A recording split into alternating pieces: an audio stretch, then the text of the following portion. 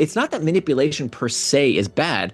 It's about the context of how we are manipulating them. Persuasion is helping people do things that they themselves want to do.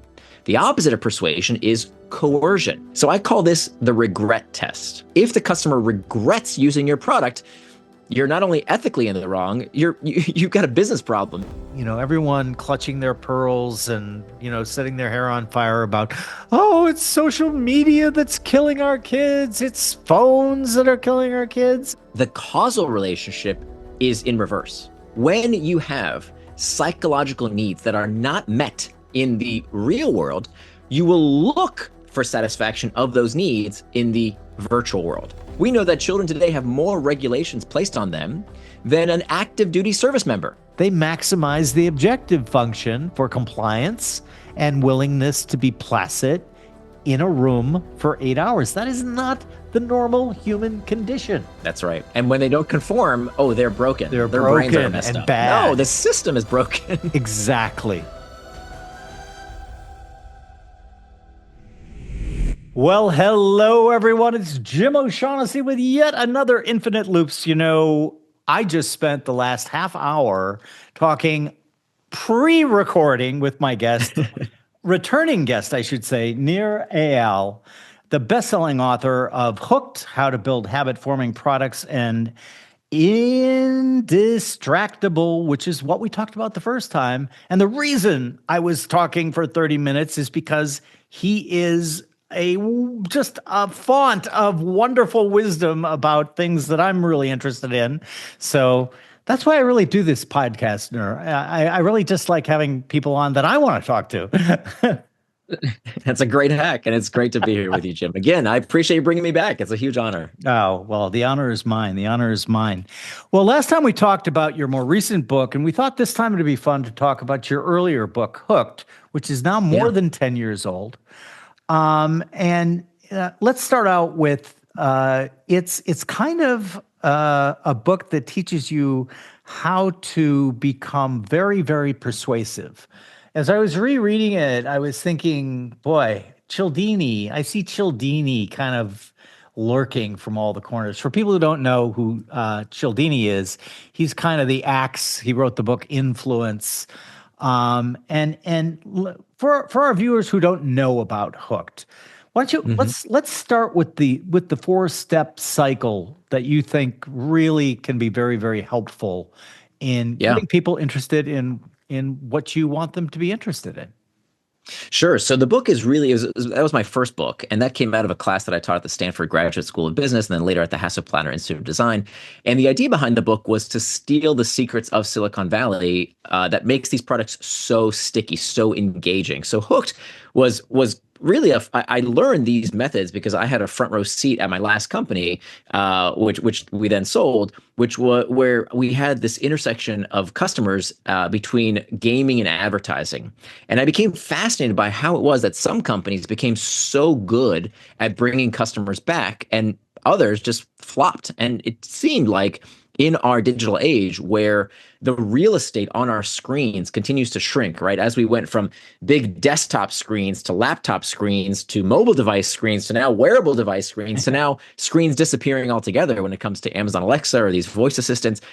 As that screen shrunk, we had to find new ways to engage customers, meaning that the amount of real estate that you can put in front of a customer's eyeball just became smaller and smaller. So if you didn't bring them back from habits, if you didn't bring them back on their own, your product might as well not even exist. And so I really became very, I could see that trend, and I kind of became frightened for what I was going to do next. I thought I was going to start another tech company, but I knew that if I couldn't build a customer habit, I would be in danger of irrelevance. And so I wanted to figure out, what is it about these products? What is it that makes Facebook and Instagram and Amazon and WhatsApp and Slack and Snapchat, why are these products so sticky? And so I wanted to look into the deeper psychology around how they get customers hooked, not for their benefit. They already know these techniques. I wanted it for the rest of us. I wanted it so that all of us could build products and services that keep people coming back for good. So my clients have included companies like Duolingo that gets people hooked to language learning.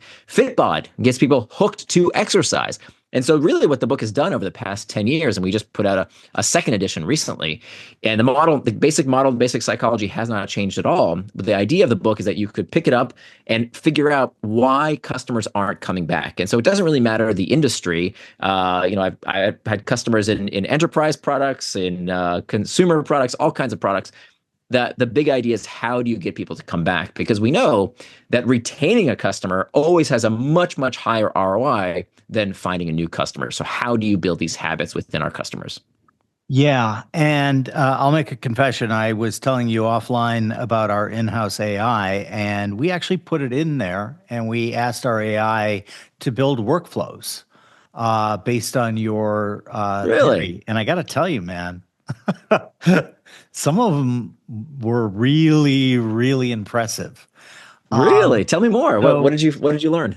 well, we learned that the simple. It's really interesting to me, right? Because I'd also put Cialdini's influence in there, and Mm, we didn't get as good of results as we got with mm, your book. And I think one mm. of the reasons we got is because you are very clear, like with the 4 steps, for example, Right. right? It's Mm, like, the trigger is the whatever, the email, the app, etc. It interacts with whatever emotional feeling that somebody is feeling at the time. You then mm, get an action, right? And we also had J. Fogg's models as well, which I know that mm. you give credit Sight. in Yeah. your Yeah. site in your book. But the thing that was cool on the workflows was the variety of variable rewards that it came up Mm, with. And mm, the way to vary the variable rewards hmm. is Yeah. also really, really interesting. Oh, I'm so glad to Um, hear that. and so the anticipation it worked. That's great. And It's funny because, sorry to interrupt, but the just to inject here real quick, the book when I first wrote it, I wanted case studies of products that people knew. So the case studies are, the social media products, the video game products, the stuff that people know, right?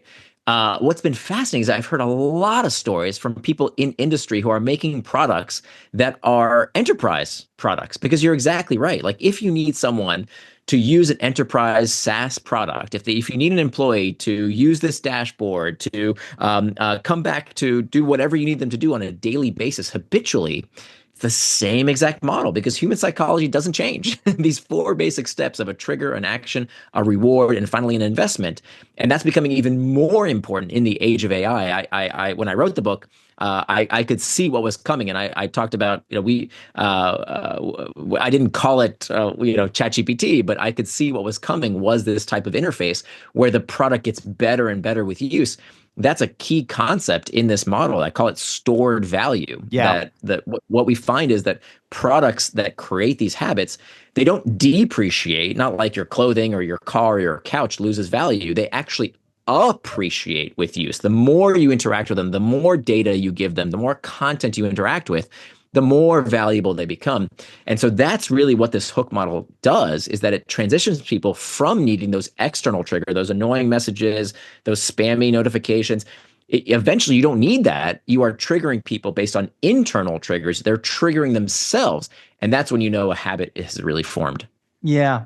And one of the discussions that we had that I'd love your opinion on, because we're just using it internally right now, and we'll probably use it for the various verticals, Infinite Books, Infinite Media, Infinite Films, etc. Mm-hmm. But like, we really did kind of think, like, is this a dual use technology? Mm, We know that our intentions are good, and certainly we know from knowing you that your intentions are good. But we did worry a little bit about, like, Robinhood is not a meditation app, and I'm all for anything that can educate people. Like, for example, in my old field, investing, young people really should start investing early, right? mm, Because they're time mm-hmm, billionaires, and yet they don't. And mm-hmm, you find ways to get them to do it by gamification. I'm not opposed to that. But then, mm-hmm. like Robinhood, I'm a little there, Yeah, yeah. because it's not investing, it's really more trading. And Right. I mean, what do you think? Do you think that Yeah. like these things are going to be increasingly used to maybe get people that are maladaptive in their internal feelings, like lonely or sad or whatever? How Yeah. do we solve that problem? So this is a terrific question. There's actually a chapter from the very first edition of the book, the very first publication, which was titled "The Morality of Manipulation," Mhm. where I lay out exactly the fear, which I think has come to fruition, that there is a real bifurcation out there of people who will allow their time and attention to be controlled and manipulated by others, and people who stand up and say, "No, I will take charge." So the book really had these dual purposes of one, helping product makers design good habits, right? I think it's wonderful that my daughter learned how to play the guitar on YouTube. I've never paid for a guitar lesson. She That's learned amazing. how to play guitar. Yeah. She learned how to code. She learned so many amazing things through these technologies. My dad has been on a streak on Duolingo for years now. He's learning Hungarian through Duolingo. It's fantastic. That's great. Every day I go to the gym, I use Fitbot. I never go, and I'm in the best shape of my life at 47 years old. I can see my abs because I do these exercises habitually because of this amazing app that has helped me so much called Fitbod that uses the hook model. So all these examples that I just described are the application of these habits for good. Is there a potential downside? Of course, that the price of progress, the price of living in a world with so many good things in it, is that guess what? We have to learn new norms, new manners, new ways of being. And that's really what Indistractable is all about. It breaks down here as a consumer, how do we make sure that we don't get distracted? But of course, this has always been with us. Plato talked about distraction 2,500 years ago. Distraction will always be a part of us. Now, I do think if you are looking for distraction, it's easier than ever to find. And so I think it behooves us to teach our children how to become indistractable. But as far as Hooked is concerned, Hooked was really written for the product makers. And so I kind of give this this framework, which I think is a good way of thinking about manipulation, because manipulation, remember, is not in itself a bad thing. The term has kind of a negative connotation, but I don't think it deserves it. Manipulation, we actually, if you think about it, we pay for the privilege of being manipulated. People want to be manipulated. I'll give you a good example. When we go to the movie theater, we know that that's a flickering screen of light, right? That's not real people up there. And the actors, even the ones we see, they're acting, right? They're completely faking it. They're totally manipulating us so that we'll tear up and we'll say, wow, what a great movie. Mhm. So it's not that manipulation per se is bad. It's about the context of how we are manipulating them. So there's two kinds of manipulation. On one hand, we have what's called persuasion. Persuasion is helping people do things that they themselves want to do. The opposite of persuasion is coercion, getting people to do things they did not want to do. Persuasion, not only is it ethical, we need more of it, right? Yep. We need to help people lose weight and exercise and save money and do all these good things. We want more persuasive technology. What we don't want is coercion, not only because it's unethical, it's also bad business, Yeah. right? That if someone uses your product and says, wait a minute, that was coercive, I didn't want to do that. Not only will they not do business with you anymore, they're going to tell everyone on social media not to do business with you anymore. So I call this the regret test, because the difference between persuasion and coercion is this one word, regret. That if the customer regrets using your product, you're not only ethically in the wrong, you've got a business problem because they won't come back. So that's really the test we have to ask ourselves in the boardroom is this something that the user, if they knew what was being done to them, if they knew this tactic, would it help them or would it hurt them? Is this persuasion or is this coercion? So you don't have to name the company, but has there been a company where you saw them using your techniques and you yourself kind of felt, oh, I got some regret that they're using my techniques for persuasion? So I wish I could say that I came up with all these techniques. I think I distilled them down. I Yeah, had the well. raw ingredients. So when I see, so there's certain industries I won't work with. I get calls all the time from them, but I won't work with alcohol. I won't work with tobacco. I won't work with porn. There's lots of industries, gambling. There's lots of industries I won't work with who have known these techniques for quite a while. I think one industry that makes me particularly cringe, it's not the social media companies. I don't care. And by the way, I didn't, Facebook and Instagram, these guys were using these techniques long before I came around. The video game companies, they don't read my book. They know these tactics. Totally. And that's not what really bothers me, because what people are wasting, so to speak, is their time. Yeah. So who am I to say that, oh, spending time on YouTube videos or TikTok or Instagram is somehow morally inferior to watching golf on TV? Mm. I don't know what the difference is. And by the way, spectator sports uses the hook model in Oh, spades. totally. Totally. And yet nobody's saying, "Oh my God, we're all getting addicted. It's rotting our brain that we're all watching sports. We're all watching some stupid ball bouncing up and down a court or a pitch." Who cares in the big picture of things? Yeah, a lot of people care because it's fun and there's nothing wrong with it. Sports Right. are wonderful, just like social media and video games are wonderful. So it's not really for us to judge in terms of how people spend their time.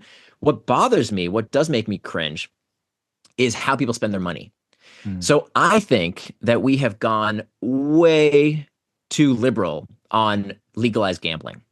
I Mm. think we are hurting the core of America. We are rotting out the core of America when it comes to how prevalent legalized online gambling has become. I think that was a big mistake. And I don't know how we got so distracted by how people spend their time on social media and we totally missed what I think is actually costing people billions of dollars of hard-earned cash, which is legalized gambling. I think we should not have legalized that the way that we. I don't think we should have, frankly, now that we see the consequences of legalizing drugs. How come we are becoming so liberal when it comes to legalizing drugs, even though there's tons of data that shows how harmful that can be. And I'm not sure exactly how we regulate it. I could tell you what.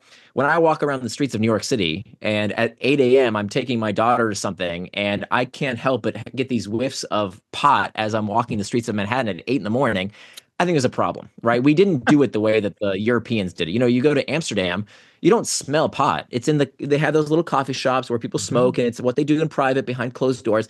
Somehow in America, we just open the floodgates and to products that actually are addictive, that actually are harmful, and yet nobody's paying attention to what I think was an over liberalization of potentially addictive and harmful and coercive products. Yeah.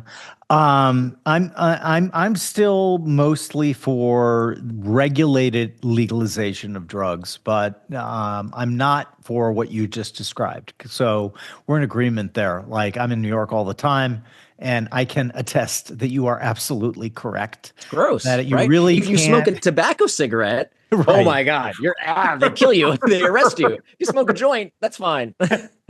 Absolutely true. And we were in Union Square and literally had to leave because we were getting high. Just Disgusting.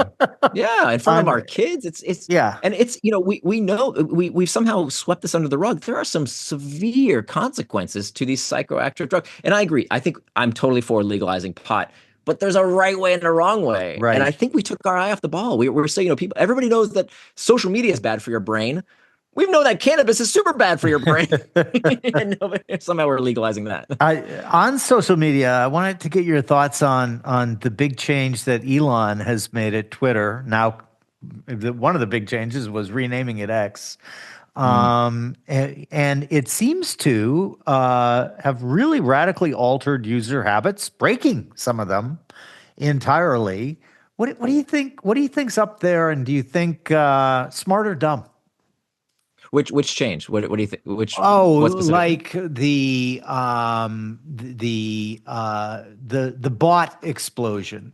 Mm, He one of the things that he said he was going to do was get rid of all the bots, right? mm. And now one of my normal daily activities is when I look at my notifications, blocking all of the bots who are Mm, targeted. In my case, they all are for they're slinging, crypto or, hmm. this broker that I met has been fantastic. And they all have zero Mm, followers and follow mm, zero people.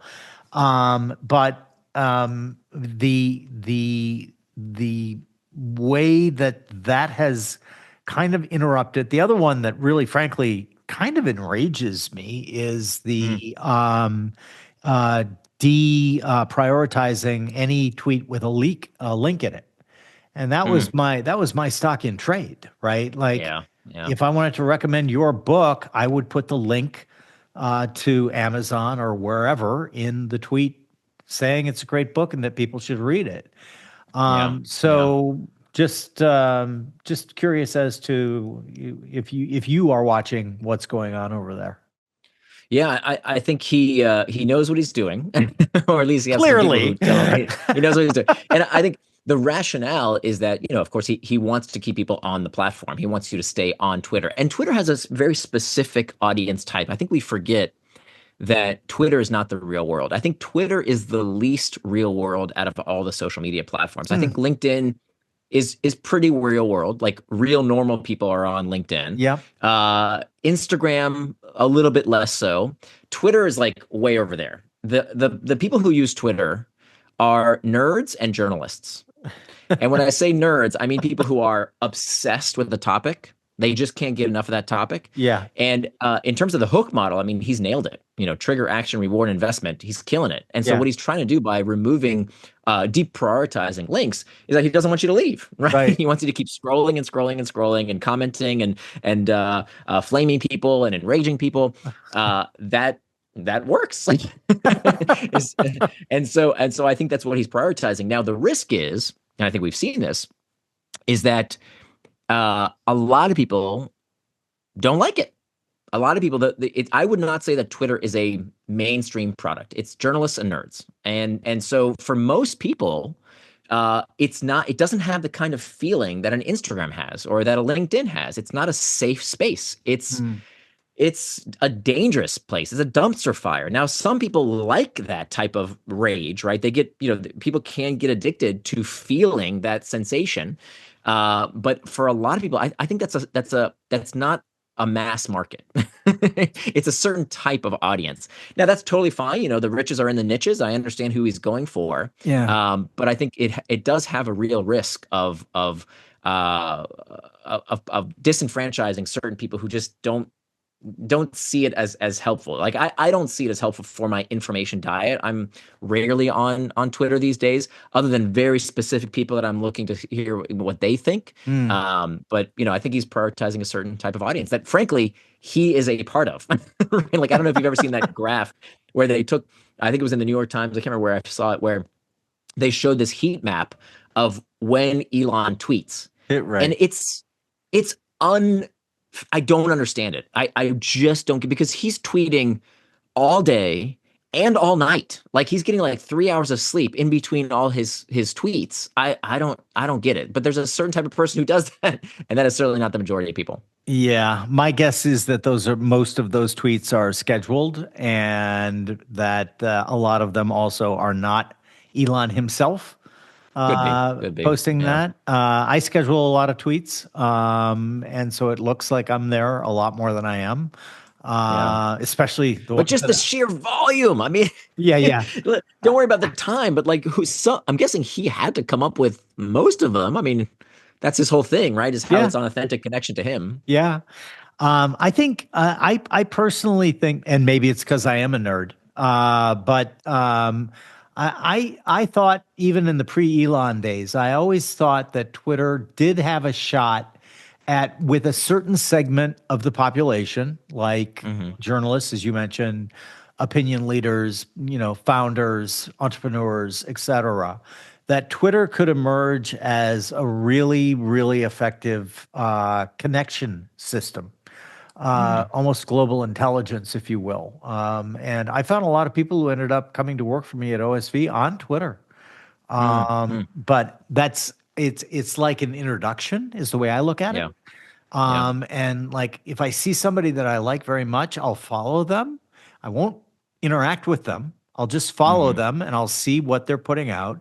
If they're putting out mostly signal and not noise, which is a Hmm. minority of Hmm. people, then and I really like what they're doing, then I'll privately message them and say, hey, I'd love to chat with you.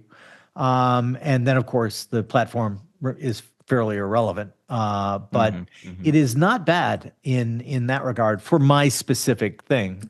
I never Yeah. thought about it as kind of the niche. And then it makes me think, like, the other reason that I thought that he was buying Twitter was what a gold mine for data training AI models. So Absolutely. XAI Yeah. now Yeah. has the keys to a lot of very interesting data. But if you're right, you might not want to train an AI on things where everyone is like, I hate this, and this.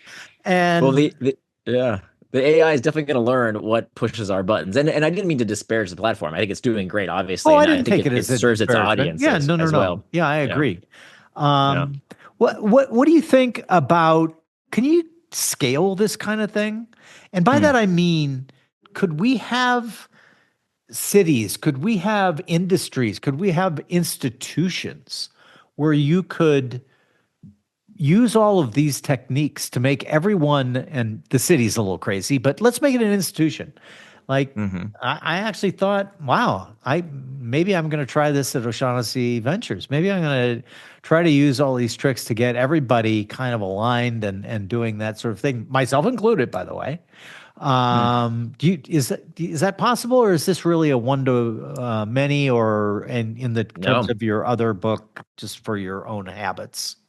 no, I think it's coming. In fact, I presented at an AI conference a few weeks ago where I kind of presented this vision for what AI could look like if it had a behavioral design lens. And the metaphor I like to give, when people think of AI, we know we're racing towards her, right? We're going to have Scarlett Johansson in our ear telling us what we want to hear, whispering sweet nothings.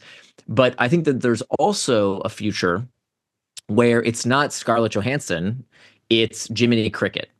So you remember the movie Pinocchio? Sure, of course. And Jiminy Cricket represented our conscious. Yeah. And so when it was, I think there's a potential to train an AI when we have these babblefish in our ear, or I met with a company the other day who has these glasses that can tell you in real, it sees everything you see.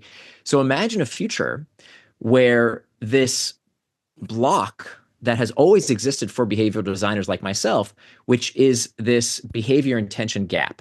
Yeah. That I intend to do one thing, but I don't do that behavior. And the reason this happens is because even if I know what to do, in that moment, it's too late. Mm. So if I'm on a diet and I see this plate of French fries, I know I shouldn't eat it, but I'm going to anyway. And so what AI could do it someday, if it can hear everything you can hear, if it can see everything you can see, I envision a future where Jiminy Cricket says, "Whoa, wait a minute. Before you eat those fries, just so you know, if you eat that plate of fries, I estimate it's going to be about 600 calories, which means you're going to be over your calorie surplus for the day." So there could be a future where this AI helps between that. So in Hooked, I talk about the internal trigger, that emotional Right. need, right? That every product you use for one reason, and that is to escape discomfort. There's a Mhm. big misunderstanding. People think that we look for pleasure and avoid pain. That's not true. Everything we do is about the appeasement of discomfort, is escaping the discomfort. So if you can have an AI that's fast enough to know, okay, I know that you feel this way, and I know you're going to get relief by doing this action. I'm going to interrupt that before it happens with a choice, right? By making you aware of a different option in that moment, right? Now, that doesn't mean we always want to take that option, but at least we become aware of it. At least we have kind of another voice. Maybe it's even our voice. I could envision literally being trained on our own voice. So that voice in your head is supported by your own voice in your ear that says, hey, there's a better decision here. You're having an argument with your wife.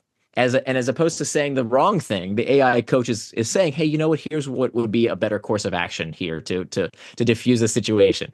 So there could be lots and lots of questions here. There's lots of doubts. I hear you, right? Privacy concerns and data manipulation. There's all kinds of concerns. But there also could be, if you did have a proprietary AI model that only you had access to, that helped you be your better self and was designed with your intentions to persuade you, not coerce you, but to persuade you to do the things that you want to do, it could be a behavioral design superpower.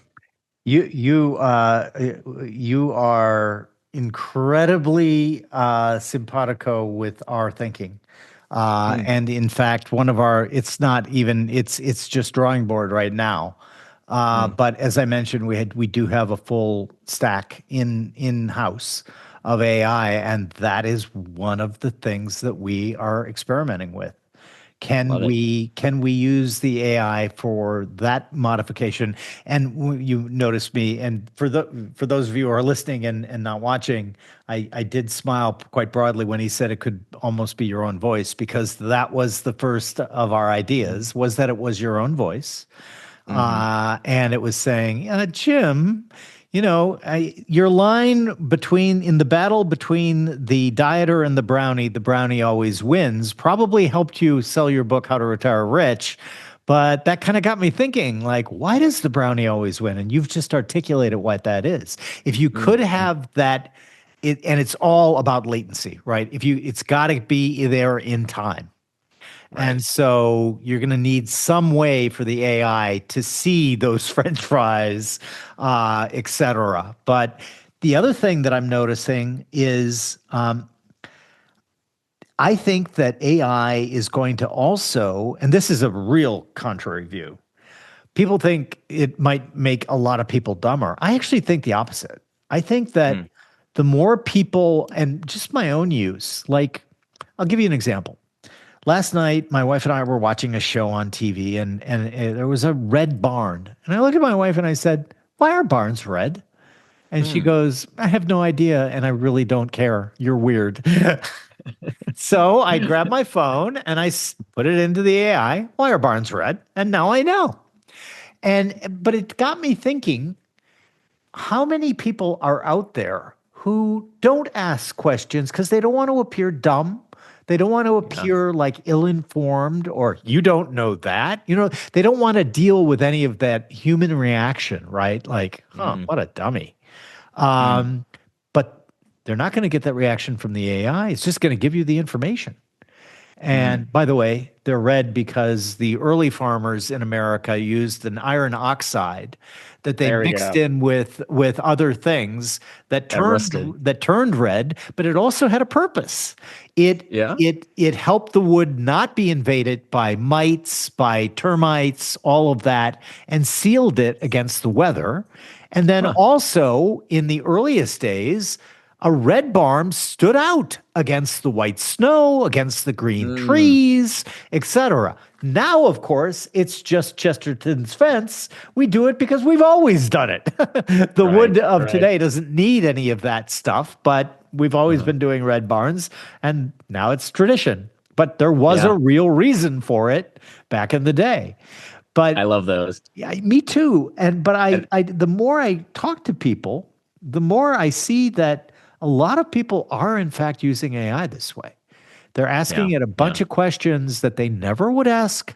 And equally, because we're going to get to psychiatry and some of your critiques, which I share your view. So Mm. we're not going to probably have too much disagreement. But Mm. um, I think AI is going to be a sleeper case is in therapy, Mm. because Mm. people might not want to tell that psychiatrist or psychologist or whomever is sitting across from them they're the thing that they feel like really horribly awkward about, and they're not going to probably have that problem with an AI. Now, clearly, as you mentioned, lots of footnotes here. It's going to Yeah. have to be a Yeah. private AI that can't be hackable, etc. But I think that there's a lot of potential there as well. Absolutely. Yeah. I think, by the way, I love those little trivia facts. I go through a couple of those every day with my daughter. Like, why is this? Why is that? And I totally agree with you. I think there will be, there already is, I think, a bifurcation. Again, I love this Paul Virilio quote where he said, when you invent the ship, you invent the shipwreck. Yeah. There will be lots of shipwrecks. And I think we're still waiting. We know that the Hindenburg moment for AI is coming. In the Yep. next few years, there will be a disaster. I promise you it's Totally. coming. Where we say, how are we asleep at the wheel? Something terrible will happen. There's always that Hindenburg moment with every new technology. Yep. But of course, there's going to be vastly good things that come out of it as well. I think the risk is, and I don't know how to mitigate this on a societal level. I can only think how to do it on a personal level. There will be a lot of people left behind because we've already seen it. I think television did this. Mhm. I think television created a culture of lonely, sad, overweight couch potatoes that normalized unnatural behaviors. What do I mean by that? I think the natural human condition is to be around a fire with our kin, telling stories, sharing our lives, working together, struggling together. Now, thank God we don't have to do that. We can sit in the warmth of our homes, where we have food and we have, we have safety. We have a lot of technological benefits that have made the standard of living better than ever in all of human history. But I think what we lost was that we don't sit around that fire. We sit around the TV. At Yeah. least we used to. Yeah. Now we don't sit around the TV. We sit around our phones. But that is a choice. I think people who are, gloom and doom, Chicken Little type people, make it sound like this is being done to you. And I think that's a very intellectually lazy position. It's very easy to say, oh, you're being manipulated. This is happening to you. There's nothing you can do about it. It's hijacking your brain. One of these tech critics likes to use the word hijacking. And look, hijacking is what those bastards did to us on 9/11. Hijacking is not playing Candy Crush. It is not scrolling Facebook. That is not hijacking. We have a choice if we believe we do. And so the real battle that I really am fighting, especially with my next book called Beyond Belief, which is forthcoming, is really about how do we instill this belief in our own agency? How we have to believe that there's something you can do about it, because when you believe you are powerless, it's instantly true. Whether the technology is doing it to you or not, Yep. instantly it's the truth, because you don't try. Agree. Yep. What's the point? It's a foregone conclusion. They're addicting me. They're hijacking my brain. I have no agency here. And that is incredibly toxic. And I think that the people, unfortunately, I think it might be the majority of people, default into that belief system. And so no surprise, they are manipulated and controlled by this technology. Whereas the few who say, no, this is a tool that I will use to my advantage, those people are going to become wildly successful. Yeah. And again, we are perfectly aligned. I'm reading right now a book about William James. It's called Sick Souls, Healthy Minds, How William James Can Save Your Life. And I've always been interested in James because, the father of American pragmatism and everything. What I did not know much about the man himself. I'd read all of his books, his formal, books on psychology and everything like that. But I hadn't read a lot about his personal history. And literally, he came up with much of pragmatism to save himself, because he looked at himself as kind of a sick soul. During his 20s, it was a kind of a disaster. And he came from an extremely wealthy and highly literate and educated family in Boston. And I had no idea that when he was in his 20s, he truly contemplated suicide, and that it was him, because at the time, determinism was the rage, right? And, eugenetics were big departments at Harvard, Yale, Princeton, et cetera. And like everything was like, you have no free will. You can't do anything. And he was like, that's horrible to believe that. But then he dug in and he said, okay, let me see if I can prove any of this stuff, right? And he talks extensively about the power of beliefs. And what you said is exactly right. If you believe you can't do it, you can't do it, just period. And so the whole idea of it being much easier for people to slip into that learned helplessness, I'm delighted. I'd love to get a pre-copy of the book, because You got it sounds like it's right up my alley. But I'm fascinated too, because of what you do, you also have a really deep domain knowledge in psychology, psychiatry, et cetera. And one of the things really caught my eye that you were talking about, which was this turning diagnoses into identities. Yeah. And that is something that has been one of my growing irritations over maybe the last 10 years.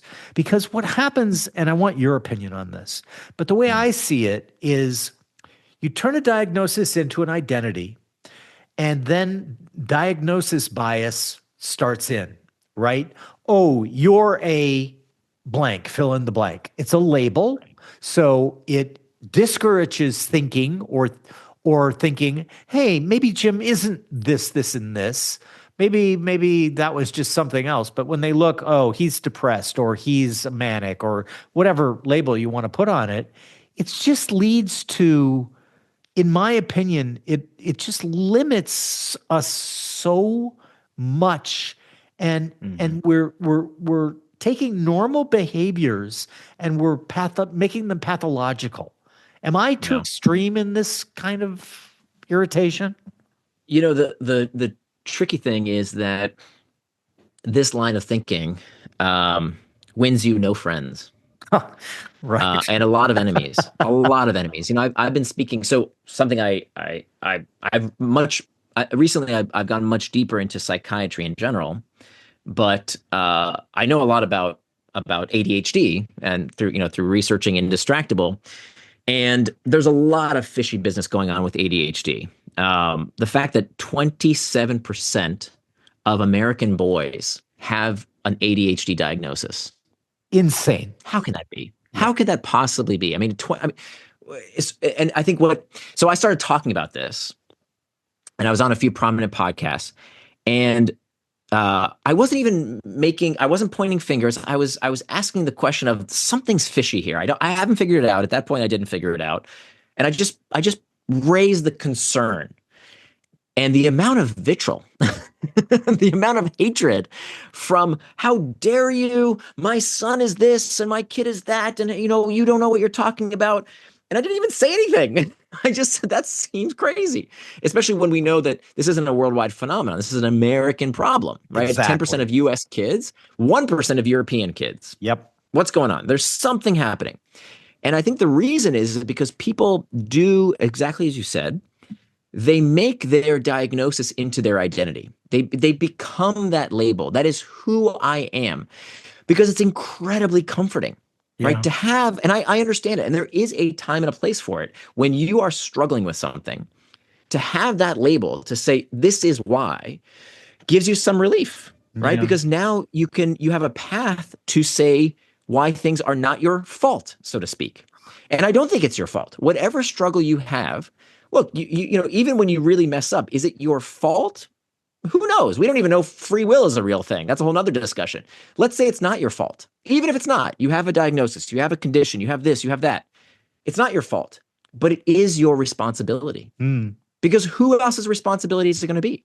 And so my big contention is that pills don't teach skills, that we have become so reliant on whatever the pharmaceutical industry shoves in our face that we take a child, sometimes under 10 years old, 6, 7, 8 years old, and the child is behaving like a child. Exactly. They don't. I mean, I have ADHD. Apparently, I met with a psychiatrist. I took the evaluation. I did all the tests. I have ADHD, and let me tell you, I definitely had ADHD as a kid. Now, I don't really believe I have anything wrong with me. Let me be very clear. Right. I'm just saying it's so easy to get a diagnosis because people think, oh, ADHD, it's a blood test. It's a fMRI scan. You can see in your, no, you check a few boxes. Does this person exhibit X amount of these symptoms out of this list? If so, boom, you have a diagnosis. So when I tell people, look, I can cure your ADHD. No, impossible. It's a lifelong condition because that's what we've been shoved down our throats. This is just who I am. It's incurable. No, if I have these list of factors and 6 out of 10 makes you ADHD, and then you take the test again, and now you don't exhibit 6 out of those 10, voila. So why would we not want to start with non-pharmaceutical interventions? We know every pill has a side effect, right? There's always some kind of side effect, let alone if we are taking methamphetamines and we are stuffing them into our children's faces, of course they're going to have side effects, not only physiological, but also psychological. If a kid learns, oh, for me to perform, I have to pop a pill, you think that doesn't have psychological consequences? Of course it does. Yeah, huge. And not that there is definitely a place. I'm not saying don't take medication. I'm not a doctor. I'm not giving you medical advice. There is definitely a place for medication, but it can't be at these levels. It doesn't make any sense for when you go for a diagnosis, the doctor says after the first visit, here's a pill. No, let's try the non-pharmaceutical interventions. Teach your kid how to be indistractable. And then if that doesn't work, if then you've exhausted all other non-pharmaceutical interventions, okay, now let's look at some potential drugs. But I think we have just become so hair trigger to easy solutions. Give me a pill, give me a pill, as opposed to, wait a minute, there's some old-fashioned solutions. Scheduling your time, planning out what you're going to do with your day, turning off notifications. This isn't rocket science stuff. And there's a way to do this that avoids all these negative consequences. So that's my big picture analysis. Yeah, I also like your clarification of that. The person feels better too often. Yeah. Oh, I finally figured out what's wrong with me, and then not my fault. I think you're absolutely right in that too. I tend to be a little more hardcore in that regard. I kind of Yeah. at a young age, I just decided, you know what? If I'm going to found the company, I'm going to run the company. Everything is my fault. Because I hired that guy who screwed up, yeah, he screwed up and it wasn't me who screwed up, but ultimately, Harry Truman, the buck stops here. And it certainly has helped me in the companies that I've run. And so you mentioned free will. That was a huge part of James, right? He believed deeply that he had free will. And so he said, it's not enough for me to believe it, though. I've got to show it through my action. I've got to show that I have free will. And so he came up with all these things to show that you want to see my free will? I'll show it to you, right? And in a way, it's like it seems to me to be a debate.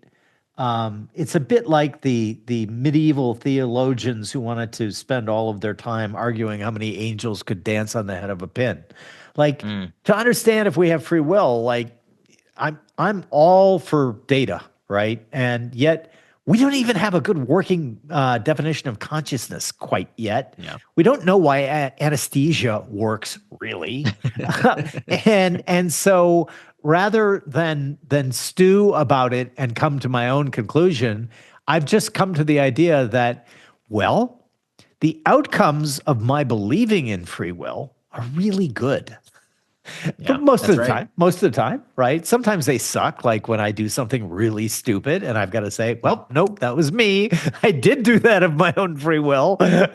But on balance, they are very, very helpful, right? Because they lead to agency, they lead to honoring your work. They lead to a lot of good outcomes, right? Right.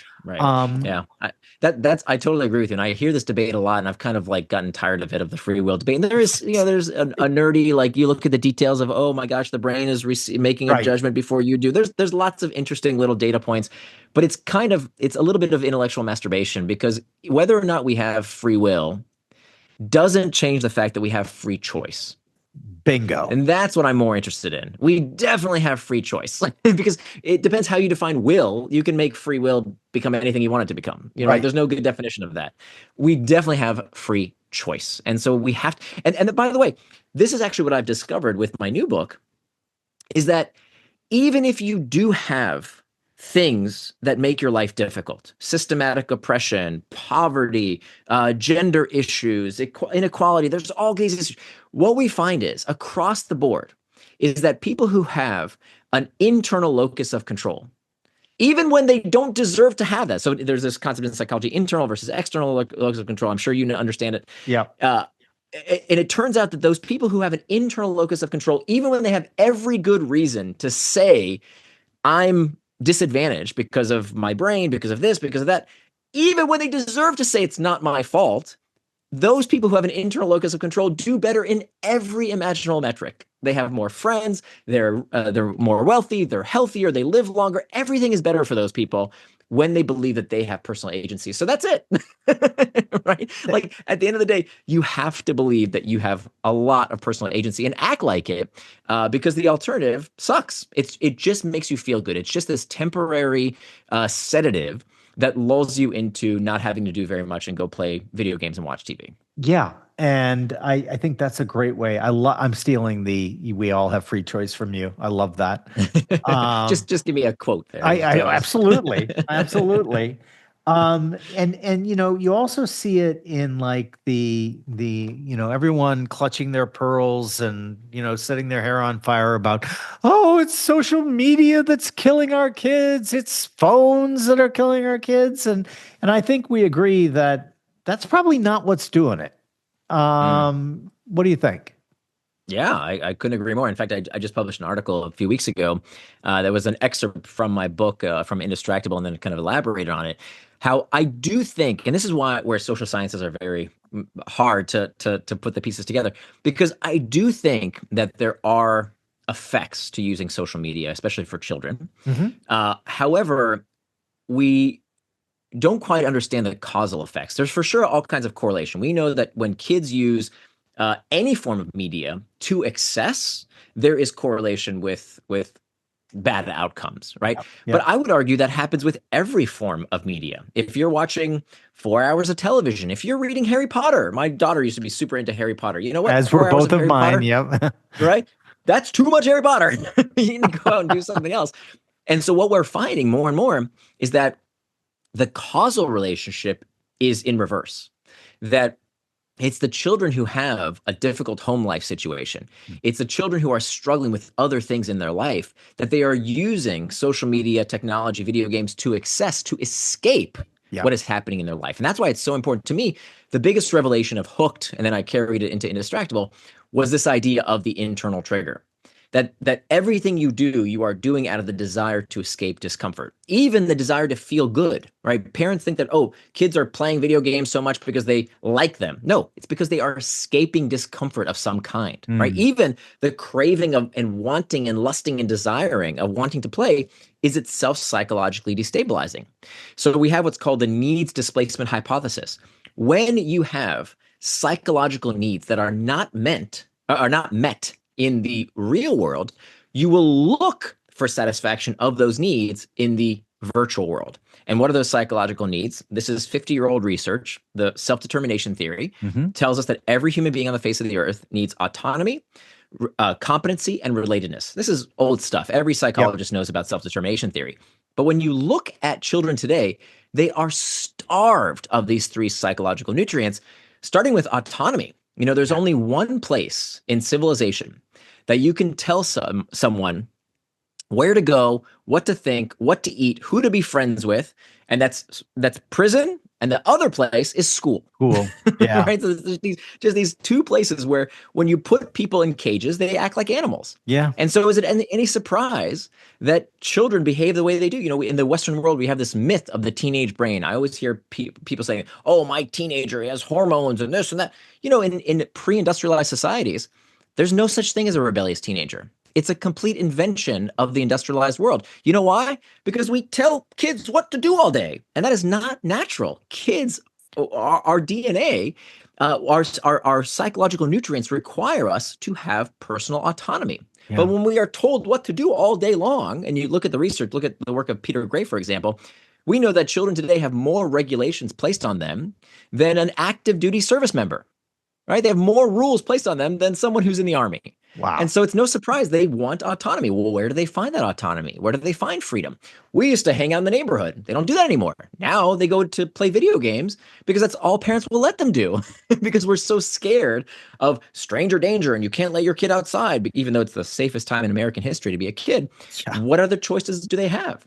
And so I think that excessive social media use, excessive technology use is downstream Yeah. It's a of these symptom. other consequences. Yeah. It's a symptom of the greater disease.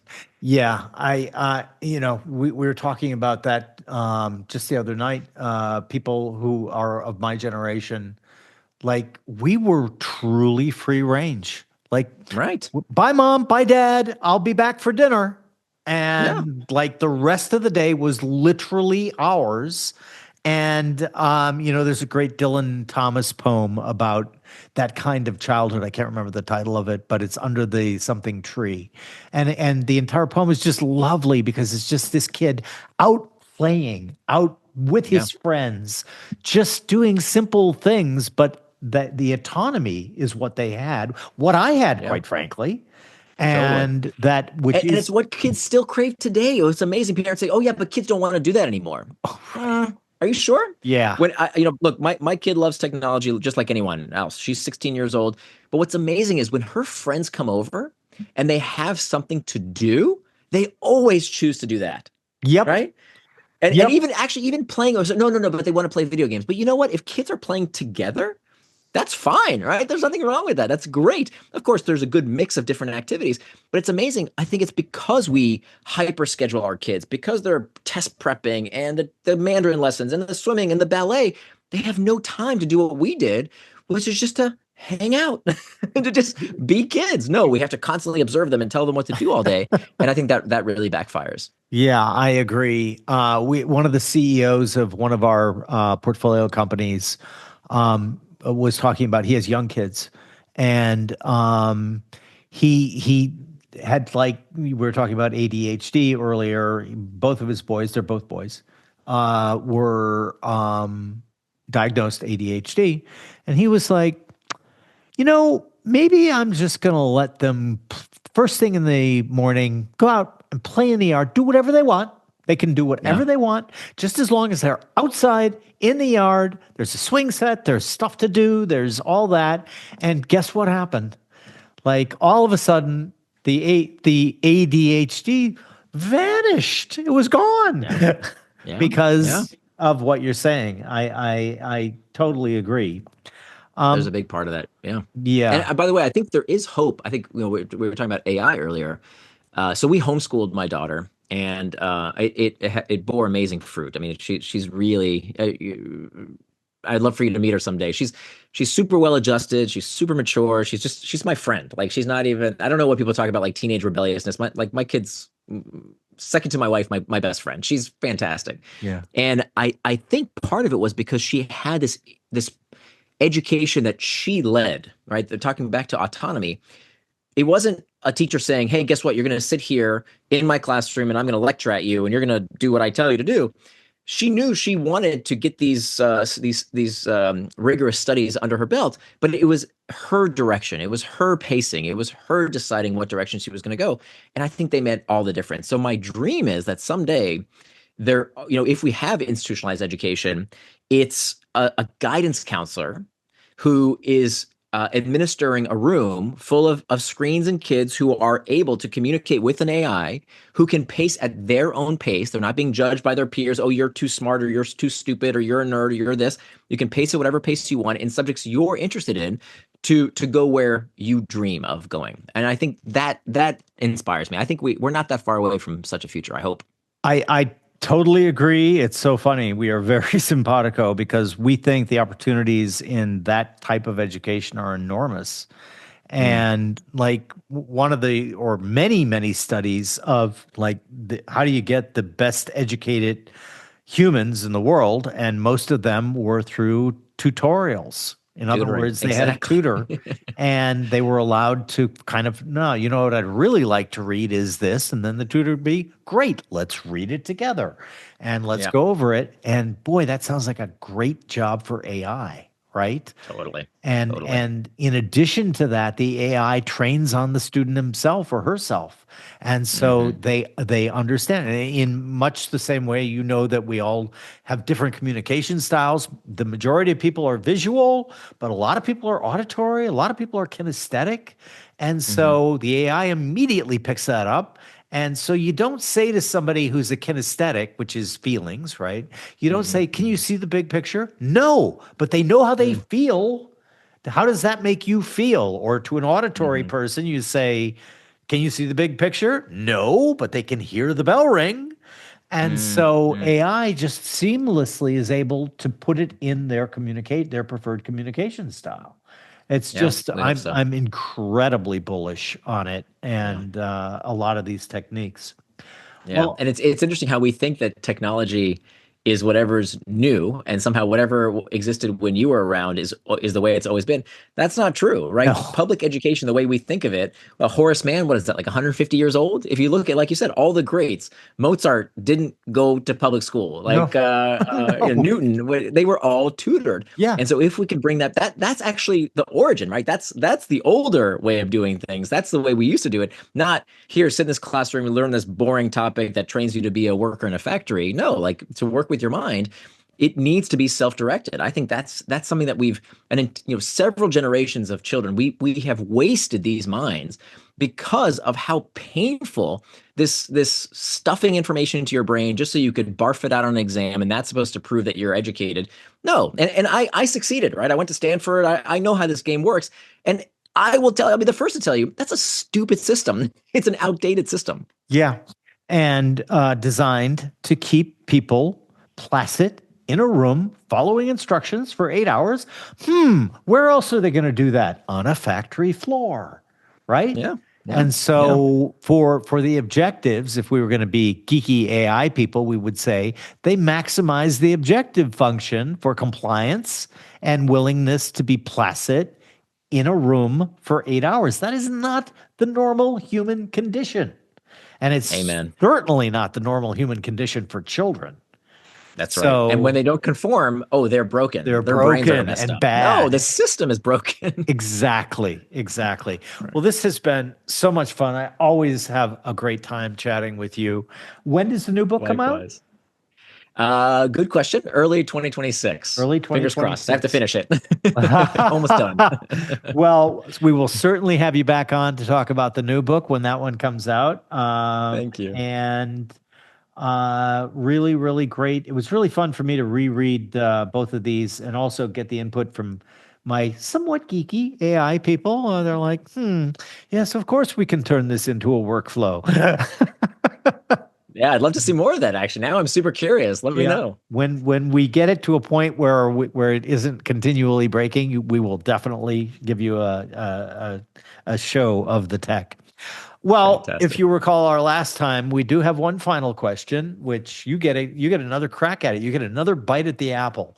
And that is, we're going to wave this wand and we're going to make you the emperor of the world. You can't kill anyone. You can't put anyone in a re-education camp. But what you can do is we're going to hand you that magical microphone that's going to feed into the earworm that everyone is now wearing because they're the latest thing.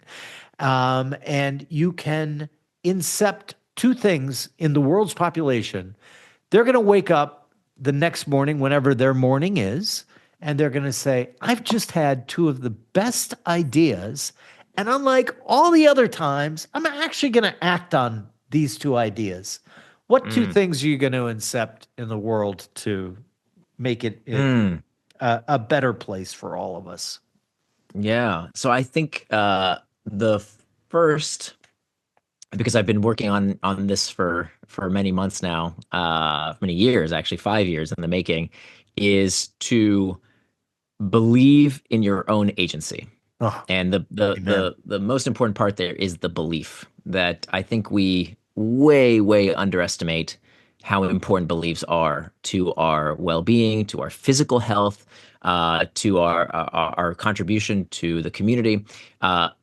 Choosing your beliefs to serve you is incredibly important. I don't think we assess that enough, because we kind of get our beliefs handed to us, right? We believe whatever our parents believe. We are the nationality of whatever country we just happen to be born into, and our belief systems are shaped on that. So I think incepting the idea that you have the power to choose your beliefs, that beliefs are not facts, they're not faith. Beliefs are something that you have a choice over. So that's number one. Fabulous. And the second one would be that this is kind of comes out of my work with Indistractable, that the antidote to impulsiveness is forethought. The antidote to impulsiveness is forethought. That when we look at so many of the things that keep ourselves down, almost all of them are impulse control issues, right? When it comes to distraction, when it comes to saying something we shouldn't have said, procrastination, whatever, all these things that we later look back with regret, they're almost always impulse control issues, right? We knew what to do, but we didn't exactly do the right thing in the moment. Right. We said the wrong thing. We did the wrong thing. We ate the wrong thing. That tends to be what we look back and regret. And so the antidote to impulsiveness, the reason we do all these things is just impulsiveness, right? In the moment, we made the wrong choice. The antidote to impulsiveness is forethought. That if you leave it to the last minute, right? If you're on a diet, but the chocolate cake is on the fork on the way to your mouth, you're going to eat it. If you're trying to quit smoking, but the cigarette's in your hand, you're going to smoke it. If you sleep next to your cell phone and it's the first thing you wake up and pick up in the morning before you even say hello to your loved one, it's too late. They got you. You lost.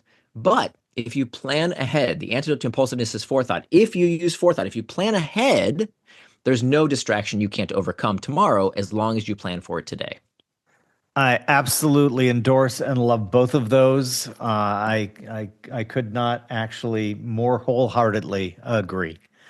Thank Nir, you. it's been absolutely a delight to chat with you as always, and I look forward to the new book and our next chat.